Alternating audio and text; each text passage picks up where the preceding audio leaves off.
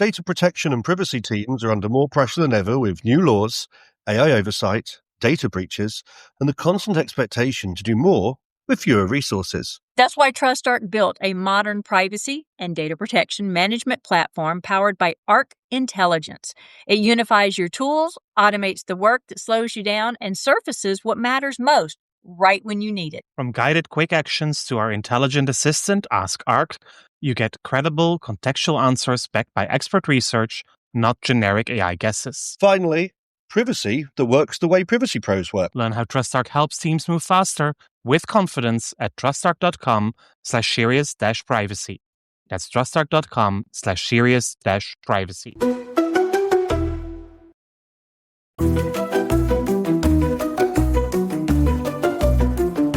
You're listening to Serious Privacy, powered by TrustArc.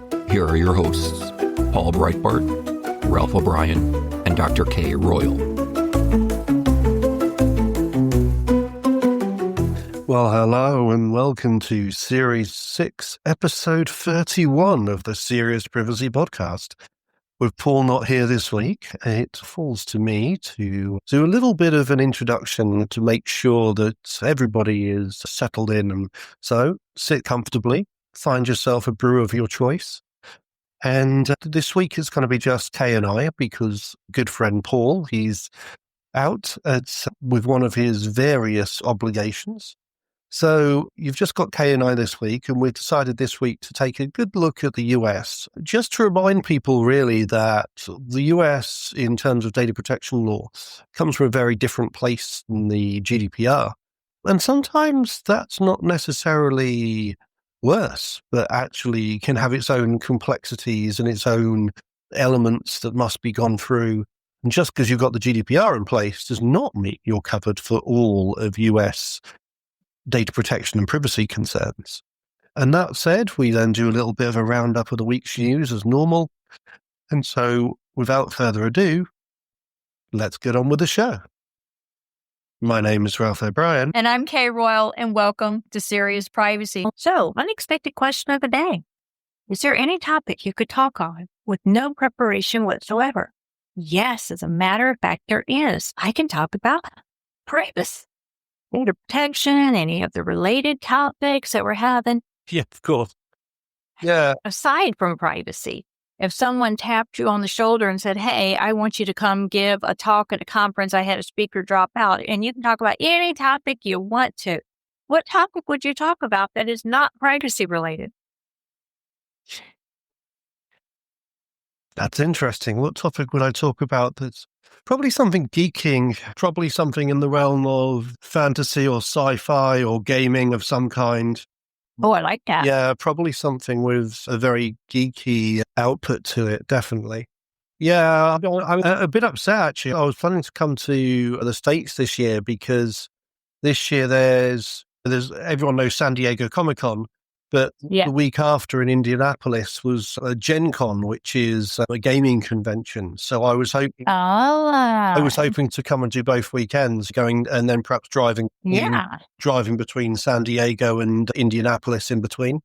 That wouldn't be horrible. They do Dragon Con in Atlanta. Yeah, exactly. And that's right near me. So Tim and I have talked about maybe trying to go see it. I think we're going to try to find the Comic-Con here in Greenville and go to it and just reprise some of the mashups we've done, Maleficent and Jafar, Shrek and Fiona's, Mandalorian, something like that. But what could I speak on with no preparations not related to privacy would be women leadership.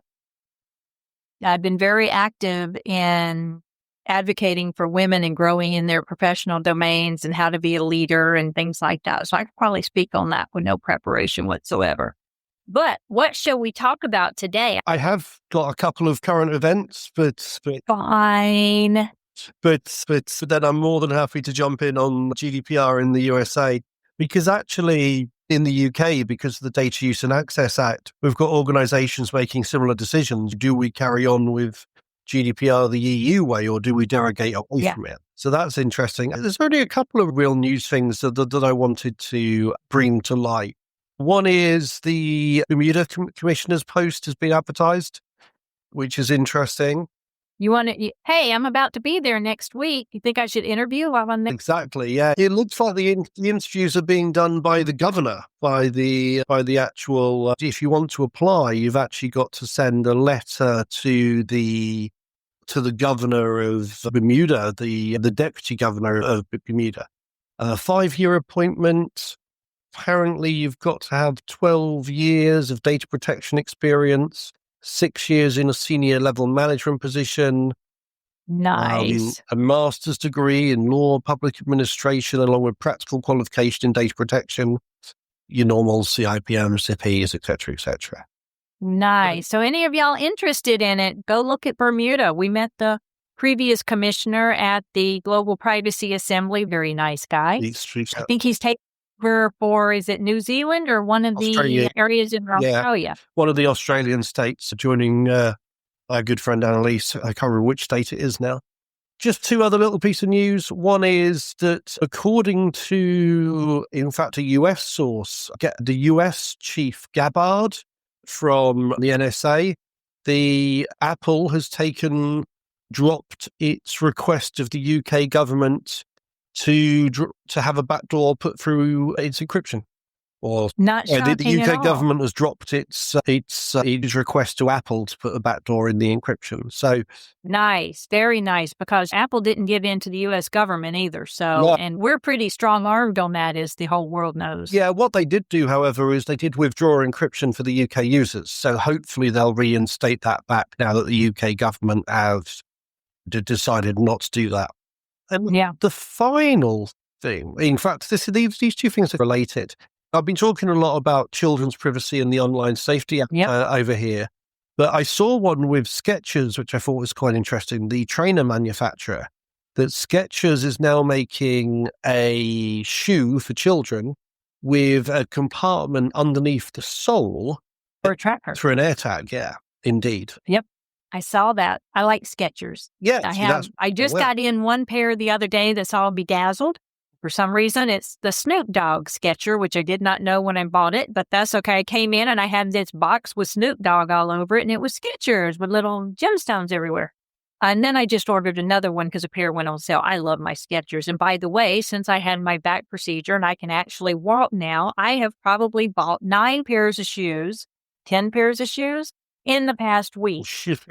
Skechers are by far the most comfortable trainer I've perhaps ever. Oh my God. They are. They're fabulous. As a nurse, I used to wear New Balance, but I had to put lots of arch supports and everything in them to help them, but they were better than any other sneaker out on the market. But if it had been Skechers, I would have just gone with Skechers across the board. I love them. I can wear Skechers. I like them. Yeah, there's plenty of AirTag compatible products already, bracelets, pins. Yeah, I like the shoes. Yeah, but I've got some ethical and moral concerns about children growing up with surveillance, but I do understand now that the technology... Tracking where they are is not a bad thing, unless where they are gives away something that they would prefer not to have known, which again brings in all the concerns about children who are diametrically not in alignment with their parents' values. And where do they then find their support group? So if, their parents find out that they're at a particular church or a particular meeting place, that could cause concerns. Yes. My thought always first goes to protecting my children because they could be kidnapped. My children lived under that with their grandmother, who once told them she was so rich she could kidnap them and send them somewhere I'd never find them, and she wouldn't care. She'd go to prison. So to me, anytime you think about a safety measure, like that's the first thing I go to is safety, protect the children. I know where they are. But the second thing that immediately comes behind it is, but it could be used for bad things. Think of us or think of the children is a really interesting conversation. And of course, we've talked about that with age verification over here.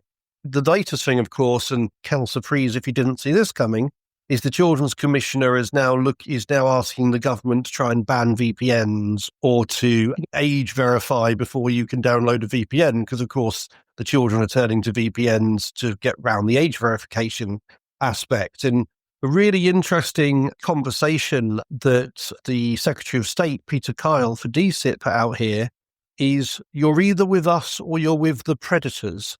If you want to overturn age verification on the Online Safety Act, you're on the side of the predators. It's as simple as that. which I don't believe. I don't believe the people who oppose the Online Safety Act want children to be abducted by paedophiles, but there are some people who are invested in freedom, who don't believe that all pornography is evil, and who believe that the measures in there are just the wrong way of going about protecting children. Yep. So, yeah, it's not easy. And that's what the conclusion we've come to in every episode we do on it. It's not easy, people. We don't have the answers. We may not even necessarily have all of the right questions. Pretty sure we've hit on most of them. But this is going to take a team of minds to get together from all different areas of the world to find the answer, because privacy is very much culturally based. Very much so. Yeah, and I'm reminded of the US's 18th Amendment banning alcohol in the US, because prohibition supporters genuinely believe they're addressing serious problems: domestic violence, poverty, public health. The intention. And we're not going to discuss that my grandfather was a runner. Well, exactly. The intentions of people who put in prohibition were unquestionably noble, but rather than reducing crime, prohibition instead created powerful organized crime. A whole new world of crime. Yeah, exactly. Widespread poisoning from dangerous illegal alcohol. Yeah. Now we've got widespread poisoning from so many other things is absolutely crazy. So also in the news today, and we don't have to talk about these in detail. I can just call out the high points of them. Hold on, let me see if I can do that. So do Canada announce that they're opening a consultation for a children's privacy code? So the feedback is already over as of yesterday. Was I really late on them doing a consultation for children's code? Yeah, no. Feedback open until August the 19th, 2025. Okay, so I missed that they had consultation open. We may have mentioned it in one of the earlier episodes. Something seems a little wrong about that. Apparently, the U.S. DOJ and international partners dismantled the Black Suit ransomware group. They seized servers, domains, and only $1 million in virtual currency. So what kind of takedown did they actually do? That would be interesting to know as well.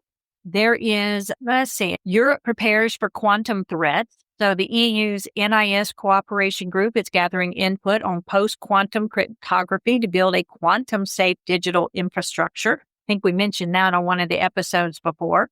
And then one that I came across, I don't know that it's current news, but if y'all are not aware of the class action lawsuit that was filed against Otter AI, you should pay attention. So this was posted by Omer Tinney. Thank you, Omer. He is a partner at Goodwin, used to be with IAPP, knew him long before that as well.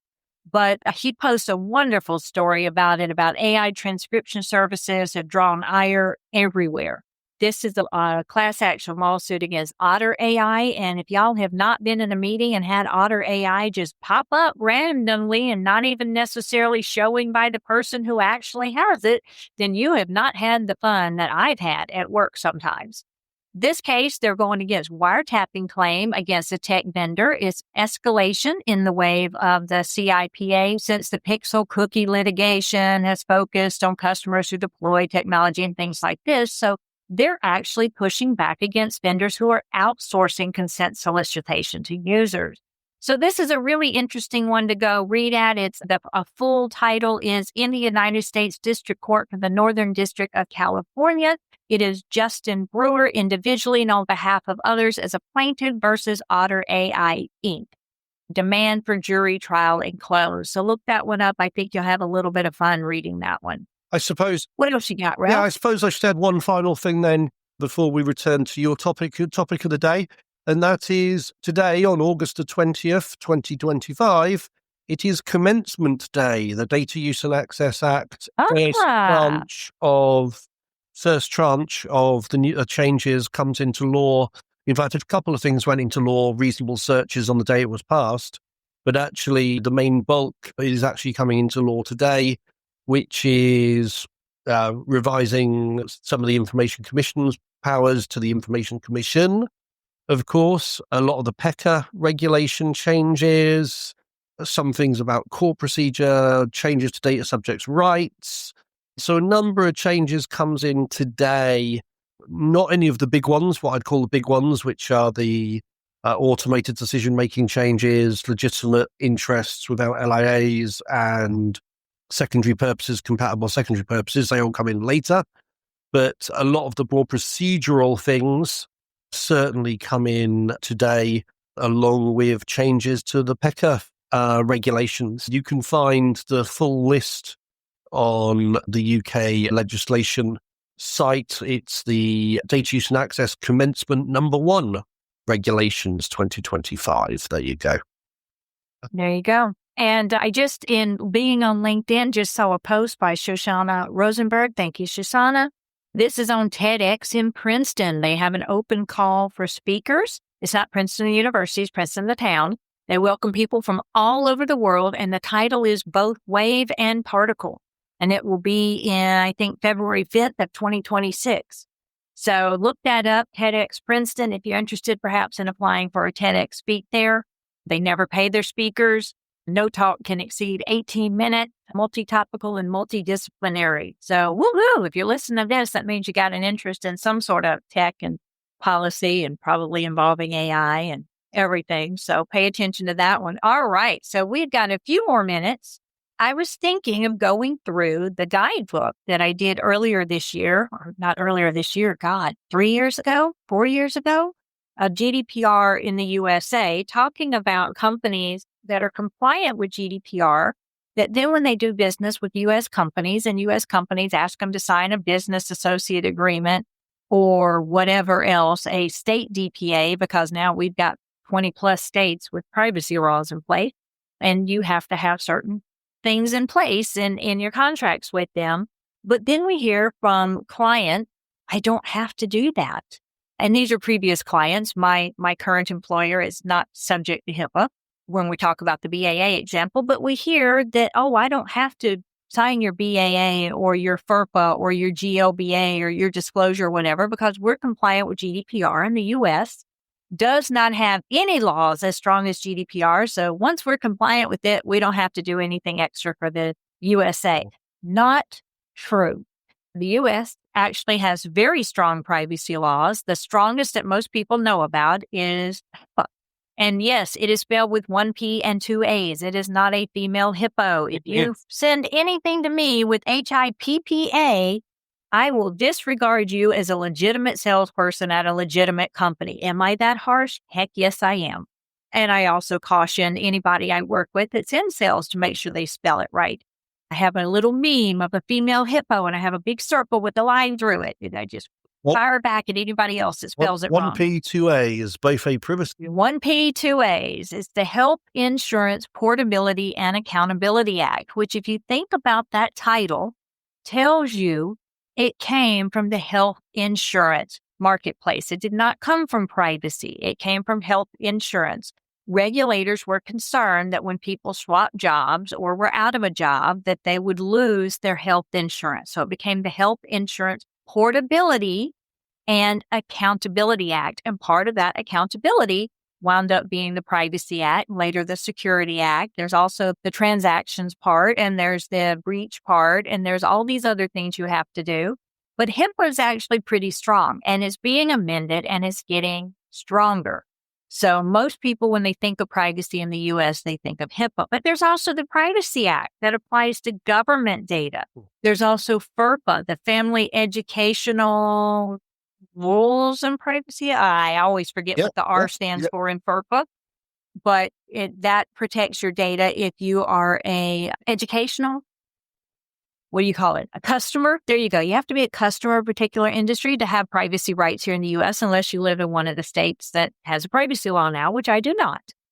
But that's one of the things to pay attention to. So GLBA is financial, FERPA is educational, HIPAA is healthcare. We've got Privacy Act for government. And then there's all these other little laws mixed in. The Video Privacy Protection Act, the Wiretapping Act, all these other little things to care about. So we do have privacy laws. So if a U.S. client says, hey, you need to sign this business associate agreement, there are very specific requirements that entities subject to HIPAA, whether they are the covered entity or whether they're the business associate or a downstream business associate, actually has to have in contract. Just like GDPR prescribe specific things in contract for sub-processors and processors. HIPAA has for business associates and covered entities. Now, you don't have to present it as a business associate agreement. If you have a diverse set of business activities, and so you're subject to the credit card, the PCI DSS, which is not a law, but it's a requirement by the payment card industry. You can put those, you can put in HIPAA, you can put in GWA, you can put in GDPR, you can put in California, you can put them all into a data protection agreement. You don't have to call it a business associate agreement, but you have to have the same requirements in there that the law says you have to have. And so HIPAA is different from GDPR, believe it or not. So even if you're GDPR compliant, you might have to do a few extra things to be HIPAA compliant. Yeah, that's true. HIPAA's got both the privacy and the security rule, of course. And yeah, you're working in the States, and I've worked for a lot of US companies now, is more complex than most people think, because once you take I suppose your foreign, like the GDPR of extraterritorial extent, but then you've also got, as I said, various state laws depending on your industry sector, and then various laws at state level as well. And it becomes very interesting to work out which ones preempt the other. Generally speaking, the federal laws are going to preempt the state laws, generally speaking. Generally speaking. And there are some really interesting and creative uses of US legislation. The Massachusetts Video Rentals Privacy Act is one I always remember as being used to stop magazines building up profiles on people, which was a really interesting kind of use of those laws. So it's unfair to say the US doesn't have, and I think in the GDPR, sometimes we sit here in Europe and go, oh, the US has got rubbish data protection laws. But actually, I've heard Europeans say that. Yeah, I think it's a very different approach. Rather than a human rights approach, you've got a much more consumer-centric approach. It tends to be much more trade and business, so you tend to have them a lot more if you're dealing with a commercial entity than you are, say, dealing with the government, perhaps. So, it's not that they're inferior. It's just that the scope, I think, is very different sometimes. It is. And we tie ours here in the U.S. back to our constitutional, and you may or may not be shocked to know that the word privacy does not show up in our Constitution. Now, it is in the Constitution of several states. The last I knew of was 11 states. I haven't done accounting since then, but there are 11 states that have the word privacy in their Constitution. But just because they have the word privacy, don't go expecting that these 11 states have any heightened sense of privacy protections. Yeah. But it was determined that there was a right of privacy in the U.S. Constitution under the penumbras. And these roll out to be under Amendment 1, privacy of beliefs. Is the way I call it. Congress shall make no law respecting an establishment of religion or prohibiting the free exercise or abridging the freedom of speech or the press or the right of people to assemble or petition the government. That's the privacy of beliefs. You're allowed to have your beliefs. Fourth Amendment, to be secure in your person and possessions, your persons, your houses, your papers, and your effects, your reasonable searches and seizures. All of that is the Fourth Amendment. Fifth Amendment, privacy of your thoughts and information, not to incriminate yourself, which is where they go back to if you have a cell phone and you don't want the police to get into it, lock it with a password, not with biometrics, because if it's biometrics, they can force you to unlock it because your biometrics are publicly available. Your passwords are not. That's in your brain, and you have the right not to incriminate yourself. Ninth Amendment, the enumeration of the Constitution of certain rights shall not be construed to deny or disparage others retained by the people. So that supports the right of privacy by not excluding it. It specifically says if it's not explicitly stated in the Constitution, doesn't mean you don't have a right for it. And then Article 14th Amendment, no state shall make or enforce law which shall abridge the privileges or immunities of citizens or the U.S. That's the right to liberty. So you have all of these penumbras in here. And this was found in the Griswold v. Connecticut, which was 1965. Justice Hugo Black, however, who considered himself an originalist, who opined that the court talks about a constitutional right of privacy as though there is some constitutional provision or provisions preventing any law to be passed which might abridge the privacy of individuals. There is not. And we all know that there are laws that restrict our privacy. Yeah. They pass them right. It's exactly the same. Again, in Europe, you've got this, and it says it in the GDPR at Article 23. Yes, of course, you can break into people's privacy as long as it's defensible by law and it's justified measure in a democratic society. Or else we could turn around to the tax office and say, I don't want to give you my data, I don't want to be taxed. Or I could turn around to the police and say, I don't want to go to jail, you can't have my data. And of course, the world doesn't work like that. It doesn't. So we are coming to the end of the show. If you really want more information about how the U.S. laws are different from the GDPR, please hit me up. I actually said, you know what, I probably should update my little guidebook. Ralph gave me some feedback on the one for us. You had no call to action. No, it's a playbook. It's playbook. But hey, I'll give you some calls to action that tells you to go review your DPAs, go review your privacy assessments and impact assessments, and go look and see if you're doing anything that would actually go against U.S. law. Because if you're about human rights, you're about all human rights for the people that you protect, not just the human rights of the people in Europe that you might be subject to. And you've forgotten the most important call to action, which is available at reasonable rates. I can't do that. I don't consult out. I don't do that. But yes, I will refer you to someone else who knows U.S. law. I don't know, Ralph, who actually does make their living doing consultation. Me, I give it away for free because I'm not allowed to charge. There you go. So go to Ralph, not me. Spend your money wisely. For me, you could probably buy me a good pair of shoes. And I'd be like, I'll do your training. What? With that, hope you enjoyed the episode. That was Serious Privacy. This wraps up our podcast for this week.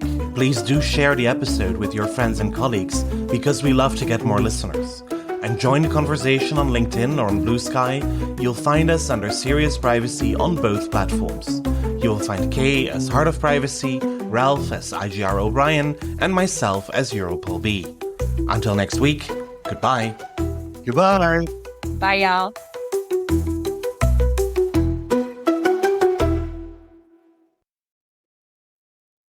If you're a data protection or privacy professional, you already know the pressure. Non-stop regulatory change, AI oversight, internal demands, and the expectation to somehow stay ahead of it all. And the old patchwork of tools just isn't cutting it anymore. No. That's why TrustArc created a modern privacy management platform powered by Arc Intelligence. The TrustArc platform brings your workflows, evidence, research, tasks, and applications all together in one unified and intelligent workspace so you don't waste time digging, clicking, or context switching. With Ask Arc, your privacy assistant, you can ask plain language questions about laws, jurisdictions, or even your own program data, and get credible, cited answers based on NIMBY research and more than 1,000 global laws. It's explainable, transparent, and purpose-built for data protection and privacy. So if you need to add a vendor, create a cookie banner, or start an assessment, quick actions take formally complex tasks, turn them into bite-sized guided workflows to save you time. It's a platform that thinks like you, works like you, and helps you move faster with confidence, whether you're a seasoned DPO or you're just getting started. See how modern privacy gets done. Explore Arc at trustarc.com/serious-privacy. That's trustarc.com/serious-privacy.